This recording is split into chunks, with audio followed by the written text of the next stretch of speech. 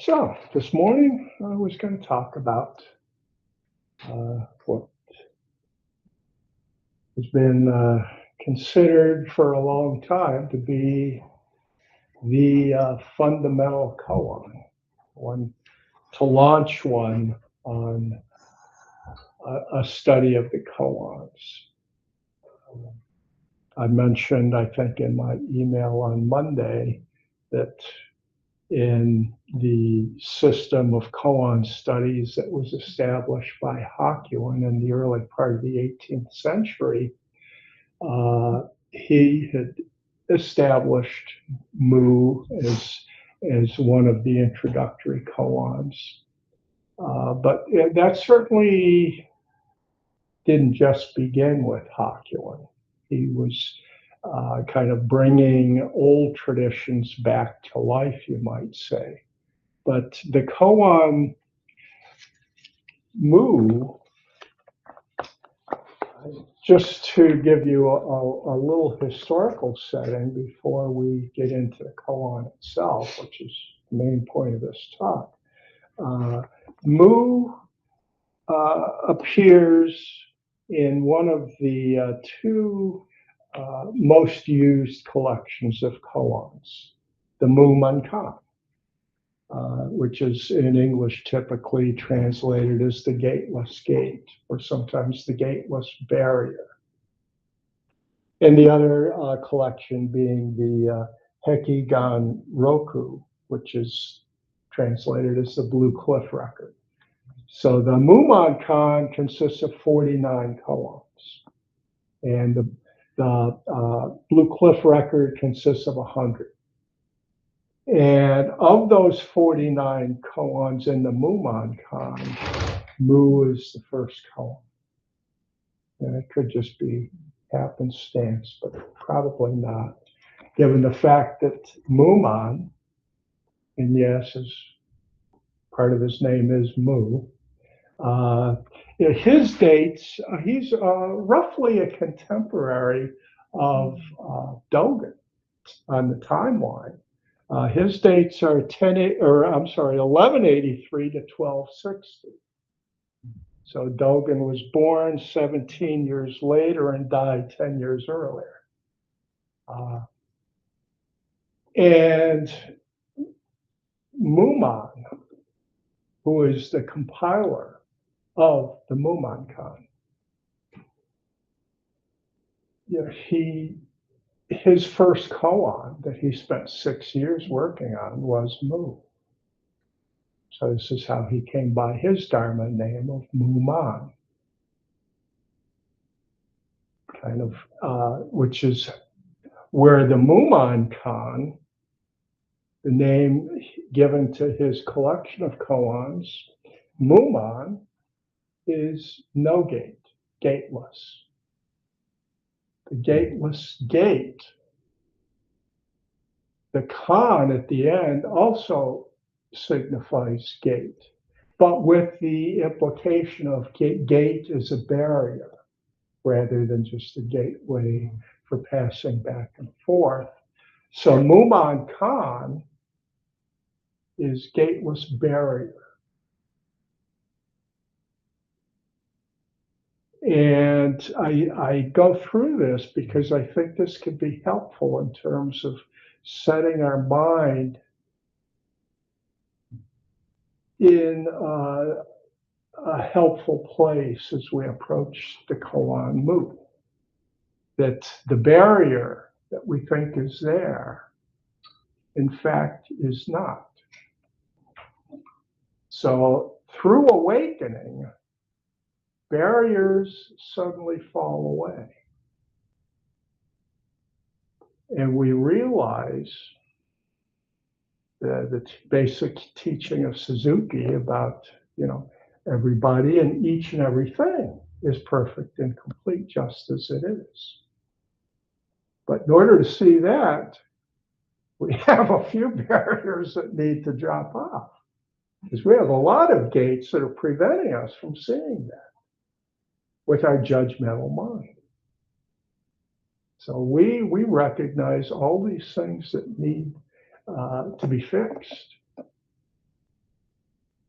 And of course, through the practice of Zazen, which is, in a very real sense, just the practice of the koan Mu, it's opening ourselves up to be able to penetrate through the barriers.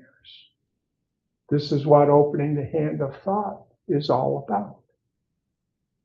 It is to see our thoughts, our judgments, our conceptualizations as something that we can let go of.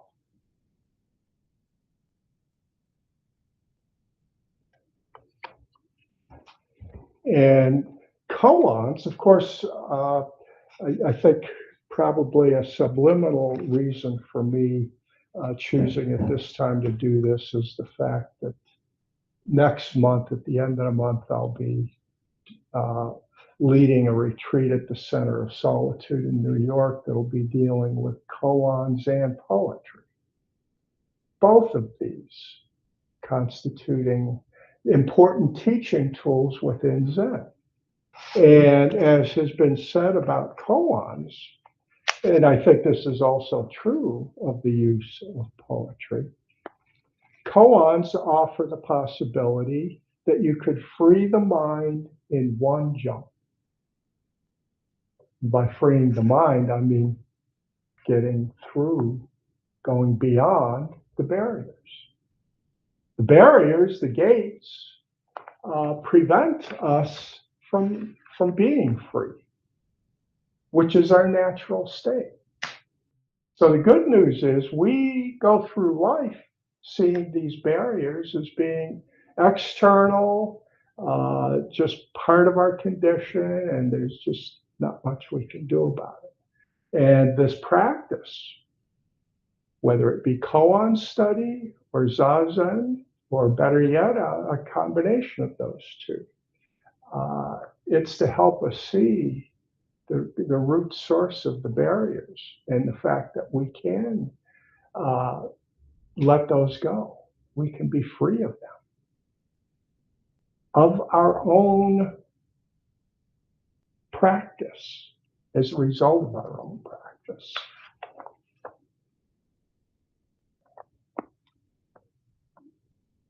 So, and key to this is to allow to drop off our kind of this conviction we have that what our thoughts and feelings are about and how they need to be handled, that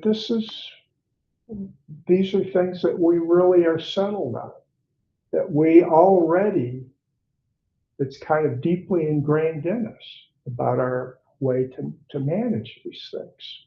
So when we practice Mu, we have to let all that go. That's why when we first begin working on Mu or any koan, we approach it in that way we're accustomed to handling things. And when we practice Zazen, the thoughts that come up tend to be, our ordinary garden variety thoughts, ordinary mind. So in order to free ourselves of ordinary mind, we need to be able to open the hand, to let go. In fact, there might be a sequel to this talk just on the subject of letting go, since that has a powerful role to play in Western mysticism as well.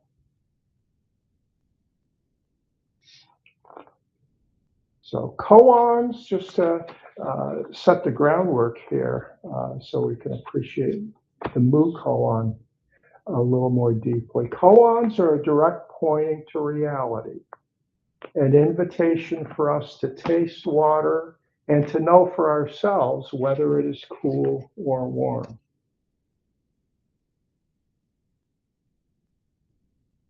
So this is what a deep practice with a koan becomes. Why the practice of Mu is described as simply immersing yourself in Mu constantly. This is your practice. And it doesn't mean seeing Mu from different angles, bringing your conceptual mind fully to bear on it. That will get you nowhere.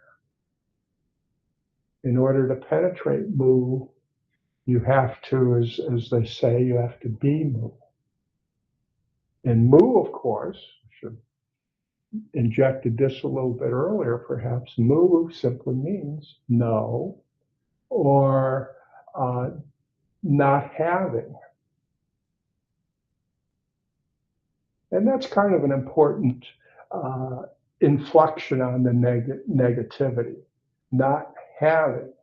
So actually, that makes it a very accurate, to the point response to the koan of Mu. And the main case is a very short description. We've looked at koans of all different lengths. And this one is one of the shortest. A monk asked Joshu, has a dog the Buddha nature? Joshu answered, Mu. So not having Buddha nature. The question was, does a dog have the Buddha nature? It does not having, Mu.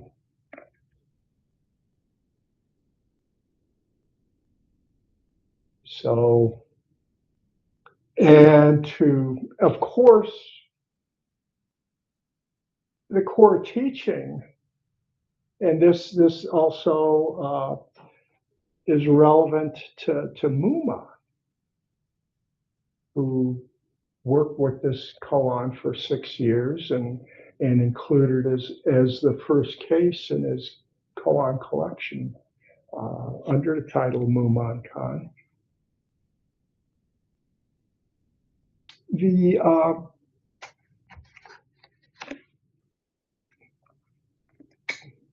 drawing a blank now where I was going with that, but the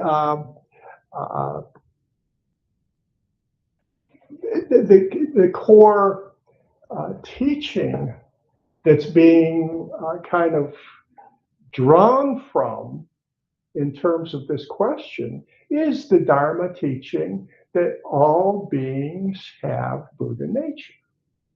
This comes from one of the key sutras in the Mahayana tradition, the Nirvana Sutra. And Dogen wrote a fascicle in Shobogenzo titled Buddha Nature. And in there, he makes it clear right out of the get-go. All beings are Buddha nature. His only issue is about having Buddha nature, that they are, because it's not something separate that you come to have. It's something you are. And we share that with all beings. So this is part of kind of the core understanding of reality among Buddhists. So to answer that question in a negative way, Mu is designed to kind of bowl somebody over. It's like a young novitiate asking the bishop, cardinal, or maybe even the Pope, is there really a God? The answer comes back, Mu. Probably be bowled over. Next thing would be, well, why are we here then? That's an easy follow-up question. And that's what this brief exchange between Joshu and the monk is about. So this is kind of setting a probe real deep. This isn't just some trivial question. This is at the core of their practice. And that's being questioned now. It's been tossed out there as Mu, no. So go work with that. And that's what did you say? Go work with that. Go work. Which he did for the next 6 years. And which Many students have done likewise. And everybody has to tread that for themselves. It's not the sort of thing that there's kind of a textbook answer. You look that up, take it back to the teacher. I mean, you have to become Mu, and it has to become part of your practice. Part of your very being is Mu. So let me, the Muman's commentary is rather lengthy, but I want to make sure at a minimum I go through the opening paragraph of it to kind of set us on this path. He says, in order to master Zen, you must pass the barrier of the patriarchs. To attain this subtle realization, you must completely cut off the way of thinking. Shikantaza, non-thinking. Cut off the way of thinking. If you do not pass the barrier and do not cut off the way of thinking, then you will be like a ghost clinging to the bushes and weeds. Now, I want to ask you, what is the barrier of the patriarchs? Why? It is this single word, Mu. That is the front gate to Zen. Therefore, it is called the Mumankan of Zen, the Gateless Gate of Zen. If you pass through it, you will not only see Joshu face to face, but you will also go hand in hand with the successive patriarchs, entangling your eyebrows with theirs, seeing with the same eyes, hearing with the same ears. Isn't that a delightful prospect? Wouldn't you like to pass this barrier? So not above, trying to dangle out some carrots for the practitioner. And then just at the beginning of the next paragraph, arouse your entire body with its 360 bones and joints and its 84,000 pores of the skin. Summon up a spirit of great doubt and concentrate on this word, Mu. Carry it continuously day and night. But a warning here, do not form a nihilistic conception of vacancy or a relative conception of has or has not. It will be just as if you swallow a red-hot iron ball, which you cannot spit out even if you try. All the illusory ideas and delusive thoughts accumulated up to the present will be exterminated. And when the time comes, internal and external will be spontaneously united.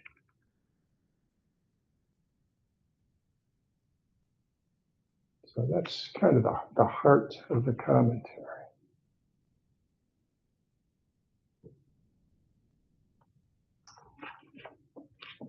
So, working with Mu. And it's so perfect with our study of the Heart Sutra, which has negation, is the whole backbone of it. So it literally is the Mu Sutra. This is the Mu koan. The Heart Sutra could be seen as the Mu Sutra to pass that gate. And of course, it's kind of like the opening sutra for students to really take a deep dive into. It's the Heart Sutra. Because once you have, the way we know it's truly is a Heart Sutra. It's at the heart of the wisdom teachings. Is that once you have penetrated that, the other teachings all of a sudden start to open up to you. Which is why teachers and students have directed their attention to that sutra. And within the koan literature and that approach, Mu serves that purpose. We have to be able to let go of our habitual way of seeing things. We have to clear the decks. So as I said, in connection with theistic religions, to practice Mu within those belief systems would be, so, to my mind at least, such a clear way to really deepen your understanding of what the whole notion of the divine is all about. You have to clear the decks of all what you think you know. And then if you practice Mu with it and see what comes forth, you may actually start to begin to have an appreciation of what the divine, what you've been calling God, actually is. But if you don't go through that, you're just going to have a bunch of jumbled ideas that you've picked up over time, a patchwork. And it really is a very sorry excuse for what is attempting to represent the ultimate. So, I mean, Buddha nature we could see as being our version of the divine, the ultimate, the universal. So if we approach Buddhist practice with our preconceived notions of what that might be, we'll never be able to penetrate the teachings because we come already with our package of ideas. That we have some sense of all that. And we keep falling back on that. So to practice Mu is to clear the deck. So that if we want to be able to have a sense of the boundless, the truly eternal, we have to start from nothing, no thing, the realm of no thingness. And then see all of reality. That's why it's a practice. We have to see, just as I was encouraging people on Thursday, incorporate this into your everyday experience. How does this relate to emptiness, to Mu? Am I always in Mu? And what does that then feel like? It has to be practiced, and practiced deeply. That's the other thing about this koan. It really is a test for practitioners in terms of how serious are they about this. And it takes time. I mean, as in Muman's case, it took 6 years, and that's not atypical. It's not because he was a particularly challenging student. Not at all. I mean, that's just the nature of the thing. So only certain individuals are going to do that. That's not a path for everybody. There are other paths that are for everybody. Not everybody practices koans. Although one thing I should add in here is that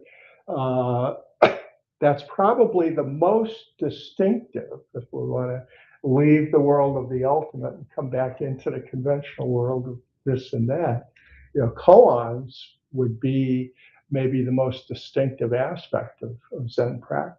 No other tradition has anything like that.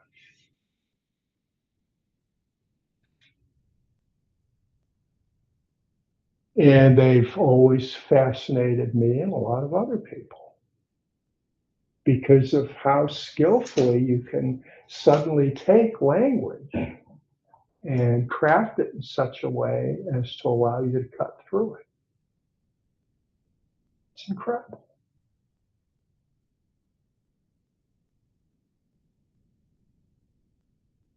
And that's what this powerful koan of Mu, with its simple question, even simpler answer, the one-word answer. Or at least it was a word. It wasn't just a fist, a staff, or a shout. It could have been any of those too, but Mu really, that's the thing about Joshu. He wasn't a shouter or a hitter, but he had the very short, cutting couple of words at the most that he could use to really open things up. He was the master of what came to be known as koans, the exchanges he would have, the way he would present teachings to his students.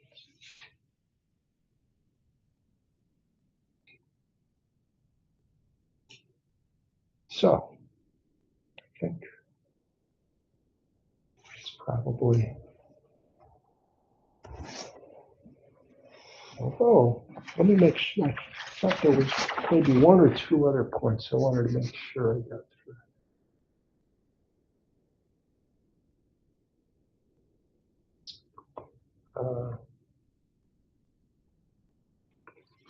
No, actually, I did get the important stuff in, so drop out and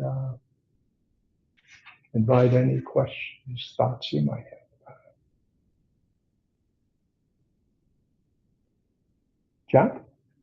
Joe. John. I said that because he was starting. See, I was indecisive. Oh my God. Or John. No, Joe is. I just wanted to mention this morning when I was leafing through through our chant book at home, and I was trying to decide on the chant after the Heart Sutra. I started going through Hokyo Zamai, and a few lines in, I read the line, "The meaning does not reside in the words, but a pivotal moment brings it forth." Mm-hmm. And that, and the next couple lines, and then all of a sudden, all of it started sounding like a koan.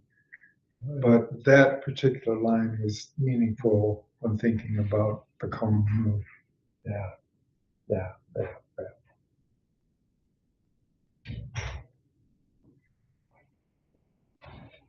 John.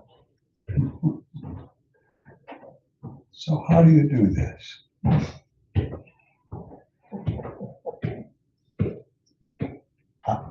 And I have read this description of Mu and how to approach it. Mm-hmm. I don't know I know how to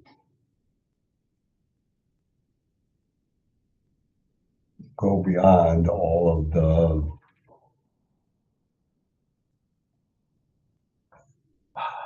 cognitive flooding that goes on of various things with it. Right. It's not, I'm glad you raised that issue because it's not about, just like related to Zazen, it's not that we're trying to stop that. Right. It's that we're not being guided by it. We are, by focusing on Mu, we are now able to not be dictated to by those thoughts and ideas in habitual ways. We can actually pass through the barriers that they put up for us. But they're still going to come up. And whether we use them in a given situation or not, that's just a matter of circumstances. And it's so we kind of keep that, they're functioning in their own place. But by practicing Mu constantly, we're always alert and vigilant to the tendency they have to pose right in. So you could almost say this is like practicing Zazen continuously without having to neglect your ordinary life. So it's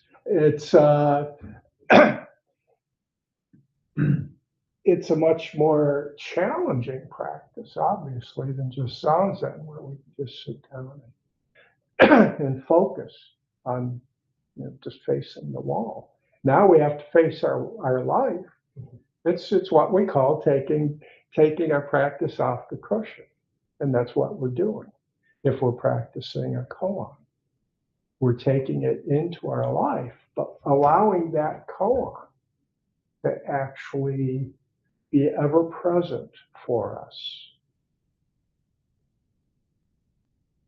And yeah, I mean, early on in the practice, I think a lot of people, myself included, if we were focusing on the breath, I took that with me. I didn't have to be doing Zazen.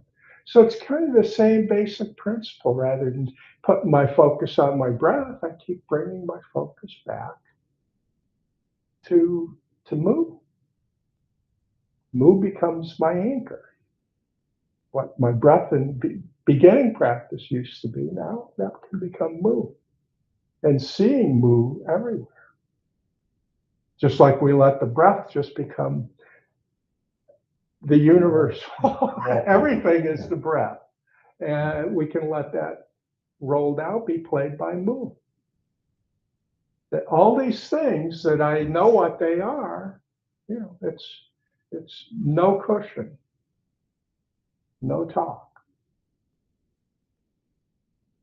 But it's not nihilistic. That's why Muman's commentary inserts that. But we're penetrating through the gates, the barriers those set up for us. And we have to that becomes something we have to carry with us. That's why it's like swallowing that steel ball. Yeah. Sort of feels like that. Yeah, exactly. So it's a beautiful metaphor. Yeah. Brandon? This may sound kind of crazy, but I'm very excited about Mu. And I'm going to use Mu to help me clean out the garage.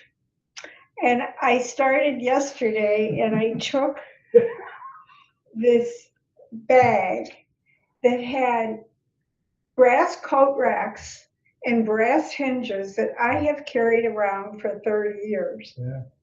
And I couldn't let go of them. I just couldn't, because they're beautiful. Right. I moved every 3 years until I got married this third time.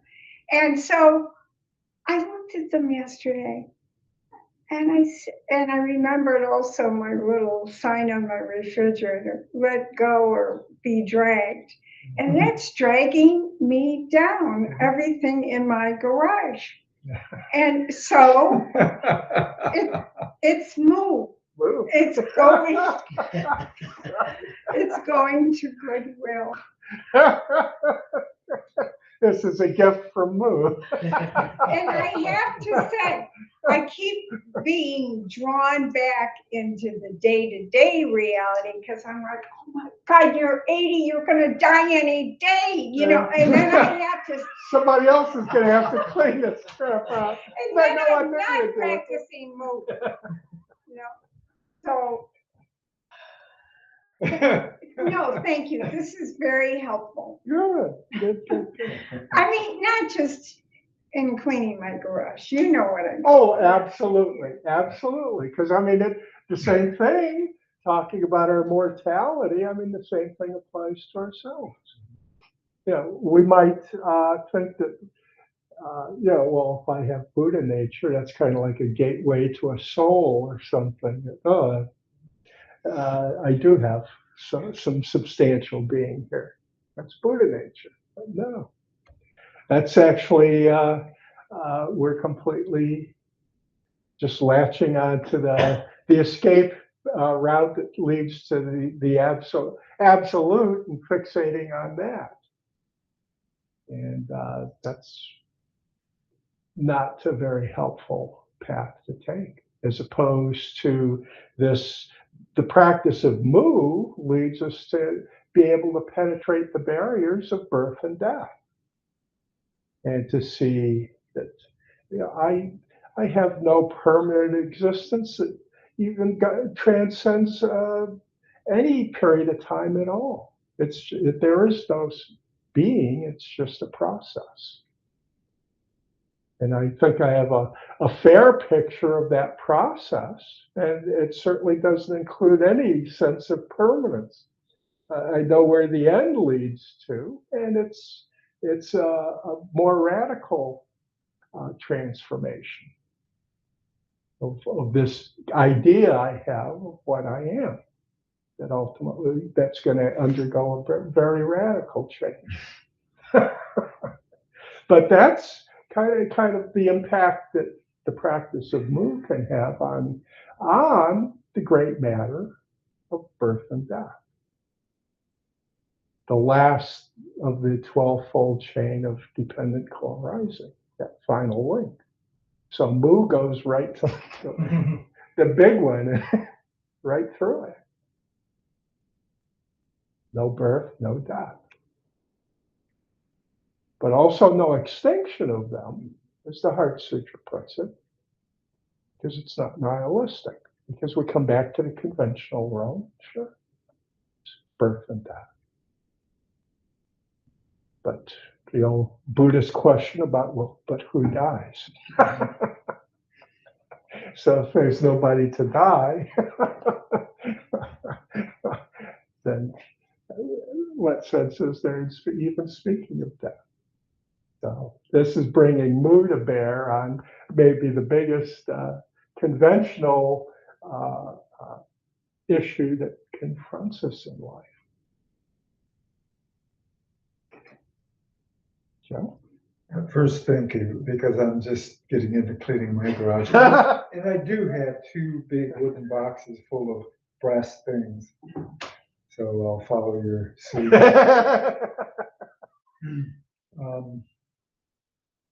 So I'm a little confused because I've heard, through the years that koans are really not a problem to be solved. And here we are trying to solve it, like as though there were a question. What is the question about? Can we verbalize a question? I haven't heard one. Like, the question was, does dog have Buddha nature? But the whole question of the answer, why that answer? Why no?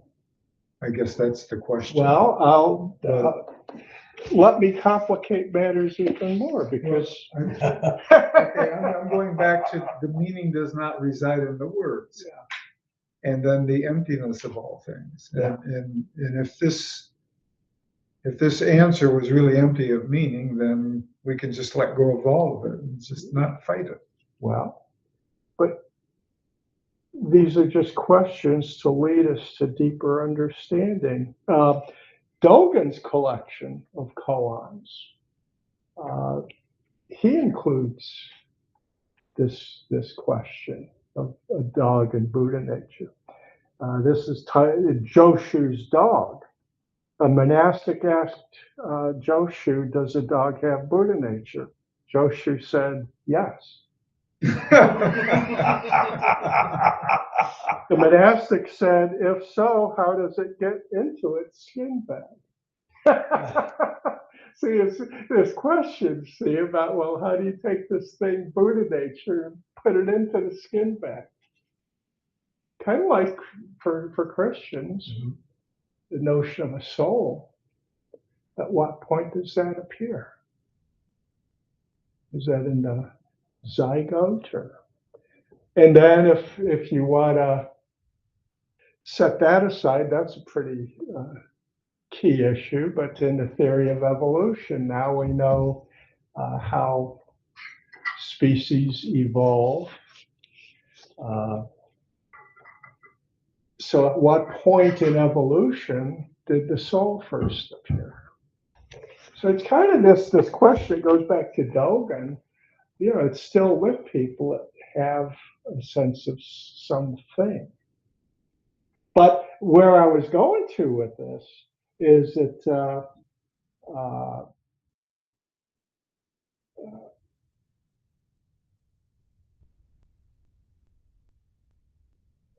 another monastic asked, does a dog have Buddha nature? Some different person. Joshu said no. And this is familiar territory for Zen. He gives different answers to different monks. So the answers, again, this is Mu. Mu applies to the answers being given too. We're seeking an answer in terms of the way we generally conceive of answers. There's right and wrong. Which is it? And we want the right answer. So this is cutting through that.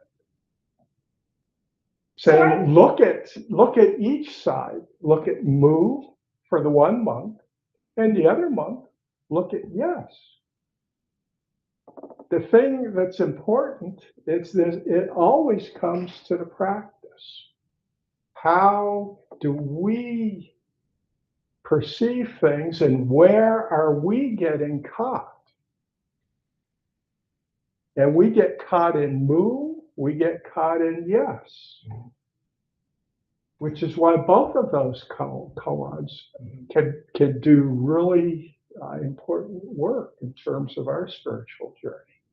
It's not about the answer. It never is in koans. That's why there's no answer book. No catechism. No, there is not. So does that? Does the Mu mean, I don't think that when he says Mu, it doesn't say no. It says cow. But the yes was not contrary to all beings having Buddha nature. I guess that was affirming. The showstopper. Yeah, it was just affirming and saying yes.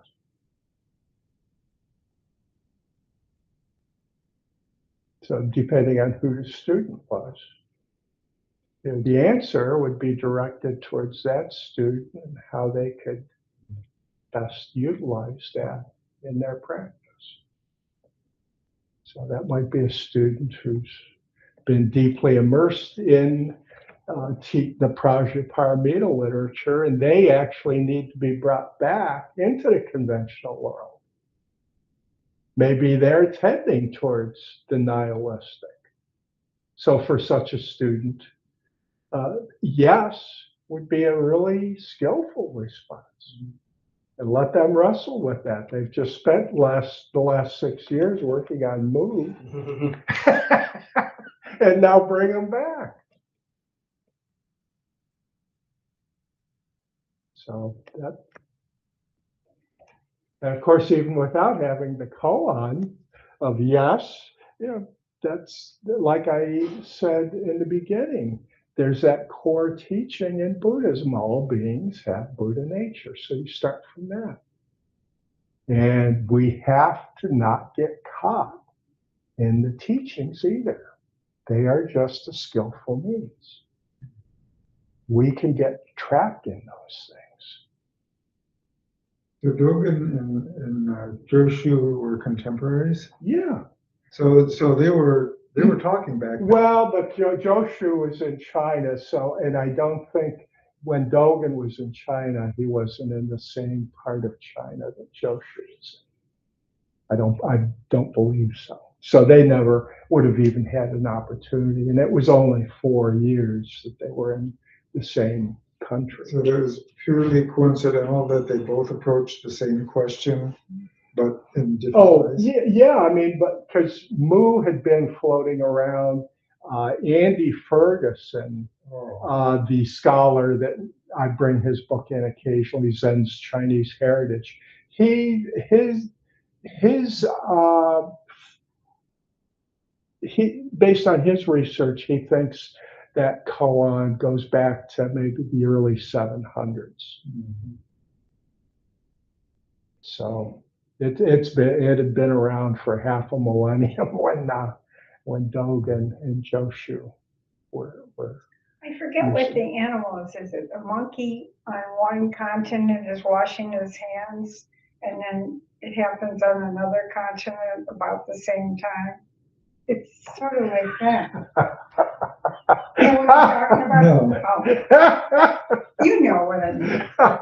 I don't know if it was a monkey, but it's where they first start washing their hands. Oh, okay, yeah. This bad things, just causes and conditions coming together At the same time? Yeah. Like the axial age that I think it was Karen Armstrong wrote about that in 400 or 500 BCE. You had all these great thinkers all of a sudden out of the blue across the globe. Wow. You know, the pre-Socratics in Greece and Confucius and Lao Tzu in China, and you have the Vedas, Bhagavad Gita coming up in India, and and Judaism. So I mean, you had all these things going on. It's like, didn't see that coming. Yeah. Let me get over to Joel. He's been patiently waiting. Yeah, I have a ton of observations and questions. Just a lot. I really liked this talk, and especially because the Hokyo Zanmai was chosen as well. Cool. I noticed the same thing you were talking about, but a different line, the Baba Wawa. Mhm. Words don't matter so much. Because my question was, does the fact that I do speak some Japanese and recognize some of the Chinese because of that. Yeah. But, does the fact that we're not fluent in Chinese, Japanese, in the literature that has been, like you're kind of talking about, Right. this history of literature coming down. Does that matter? But I guess Baba Wawa. Right. And then after that, it kind of got me thinking too. Hokyo Zanmai is talking about the koan tradition and silent illumination as two arrows meeting head on. Those are the two arrows it's talking about, I think. Well, no, How could it actually, be skill if the they're two meeting arrows meeting this is its relationship to Sandokai that came before it. It's the relative and the absolute. So it ties in with what we were looking at Thursday night, both sides. So the arrows representing each side, that the conventional and the absolute are always joining together, like these arrow points meeting head on. So if you're practicing Mu, it's seeing Mu joining together head on with whatever it is you're seeing.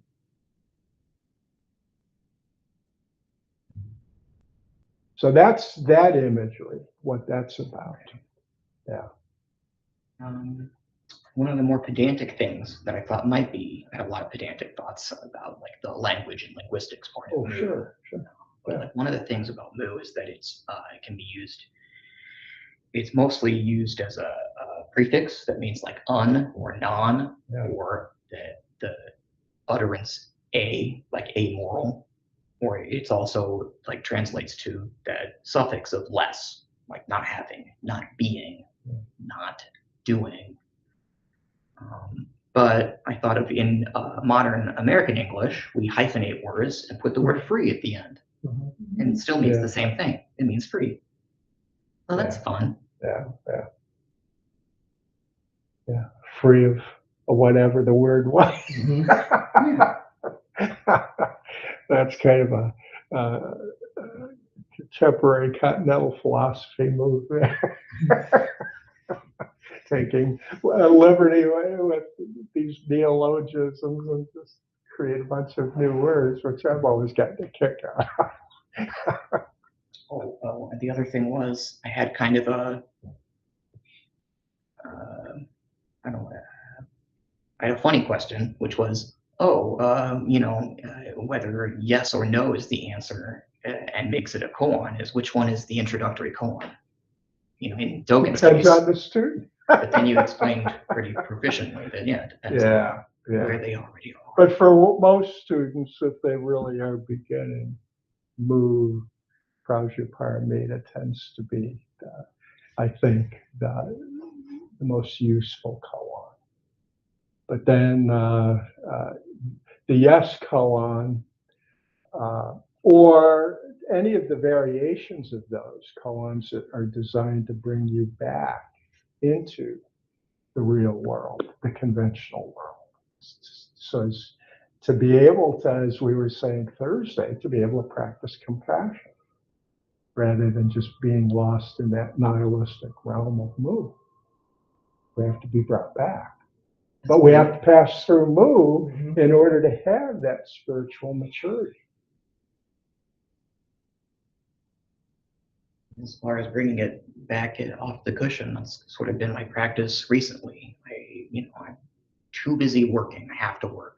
I have too many bills and debts. So Sure. I work and work and work, and that's what I keep trying to respond to things and my own emotions with a question similar to that, which is how would like a monk respond right now?